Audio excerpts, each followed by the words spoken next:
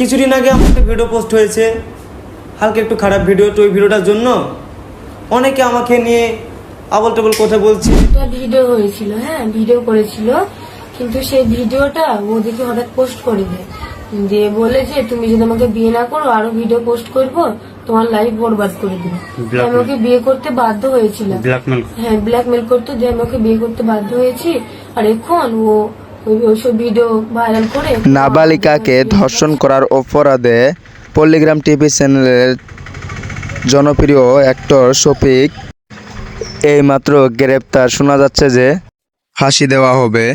যে মেয়েটার সাথে এই খারাপ কাজ করা হয়েছে তিনি নাকি কেস করেছে, পুলিশে খবর জানিয়েছে। তো এখন সবাই বলছে তার নাকি ফাঁসি হবে।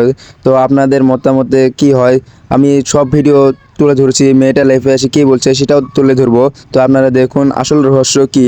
তো আপনারা সাথে দেখার চেষ্টা করেন যে আসল রহস্যটা কি হচ্ছে, তার ফাঁসি হইবে কি না, কি হবো, তা আমি এই ভিডিওর মাধ্যমে আপনাকে বলে দেখাবো। আপনারা সাথে থাকেন, দেখতে থাকেন। ভিডিওর মূল উদ্দেশ্য চলে যাচ্ছি এখন।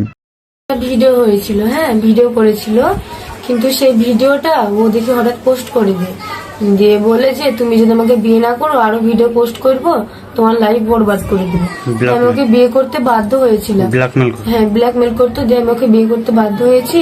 আর এখন ও ওইসব ভিডিও ভাইরাল করে এখনো আমার দিকে আর ফিরে তাকাচ্ছে না, এখন অন্য মেয়েদেরকে নিয়ে ফুর্তি করে বেড়াচ্ছে। এখন তাহলে আমার লাইফটা কি হবে?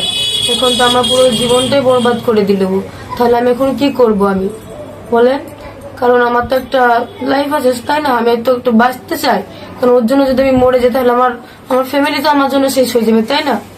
আর ও এখন আমাকে বিয়ে করে অন্য মেয়ে লাইনে আসছে, এখন আমার দিকে আর ফিরেও তাকাচ্ছে না। যে ছেলেটা অ্যাকিউজড আছে, সে মাইনর ছেলে আছে, তার বয়স হচ্ছে 17 ইয়ার্স।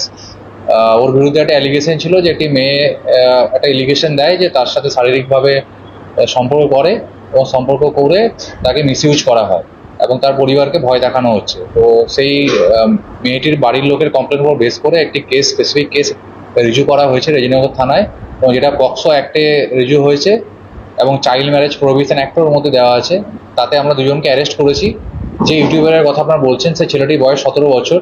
তো অ্যাজ পার পক্সো অ্যাক্ট তাকে আমাদের জুভেনাইল জাস্টিস যে বোর্ড আছে জেজেবি, সেখানে প্রোডাকশন করতে হবে এবং তারা যেটা সিদ্ধান্ত নেবে তাকে মেবি হোমে স্থানান্তরিত করা হবে এবং আমাদের বাকি যে লিগেল প্রসিডিওর আছে মেডিকেল থেকে শুরু করে সেখান থেকেই হবে।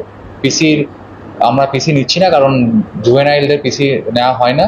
অ্যাজ পার জেজেপি যেমন ইনস্ট্রাকশন দেবে আমরা সেই। তো বন্ধুরা, তোমরা অনেকে দেখেছো বা অনেকে দেখছো যে শফিকের একটা ভিডিও খুব ভাইরাল হচ্ছে। সেখানে দেখা যাচ্ছে যে শফিককে কিছু পুলিশ অ্যারেস্ট করে নিয়ে যাচ্ছে, কিন্তু সেটা কি সত্যি নাকি গুজব নাকি সব অভিনয়, সেটাই আমরা জানবো। আসলে অনেকে ভিডিও বানাচ্ছে, অনেকে বলছে শফিককে এই জন্য অ্যারেস্ট করেছে, অনেকে বলছে এই জন্য অ্যারেস্ট করছে, অনেকে অনেক রকম বলছে, কিন্তু সবগুলো ফেক, সবাই আসলে গুজব, সবাই আসলে আসল সত্যিটা জানে না।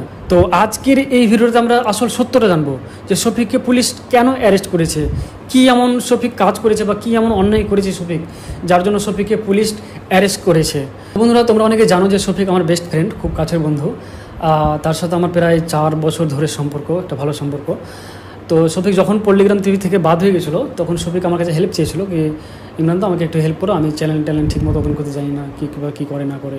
তো আমি ওকে ইউটিউব চ্যানেল ওপেন করে দিয়েছিলাম, ফেসবুক পেজ ওপেন করে দিয়েছিলাম, ইনস্টাগ্রাম ওপেন করে দিয়েছিলাম এবং শফিকের সাথে আমি কিছুটা শর্ট ভিডিও বানিয়েছিলাম। তো তারপর শফিক কিছুদিন আমার বাড়িতে ছিল, তারপর শফিক বাড়ি চলে গেছিলো। তো সেখানে শফিক ওদের বাড়ি ওই সাইডেই, বেলডাঙ্গার সাইডে রেজিনগরে শফিক ফানি ভিডিও শ্যুট করছিল। সেখানে বর্ষা ছিল, আরও অনেকে ছিল যেখানে শফিক ফানি ভিডিও শ্যুট করতো। তো সেখানে তারা খুব ভালো ফানি ভিডিও শ্যুট করতো, খুব ভালোভাবে সব কিছু ঠিকঠাকই চলছিল। আর যাদের সাথে ফানি ভিডিও শ্যুট করতো তাদের মধ্যে দুজনের নাম বলছি আমি, একজন ছিল রাকেশ আর একজনের নাম হচ্ছে রুবেল। হ্যাঁ, সেখানে তাদের সাথে শফিক ফানি ভিডিও করতো। আর আমি এটাও জানতে পেরেছিলাম যে শফিক একটা মেয়েকে বিয়ে করেছিল।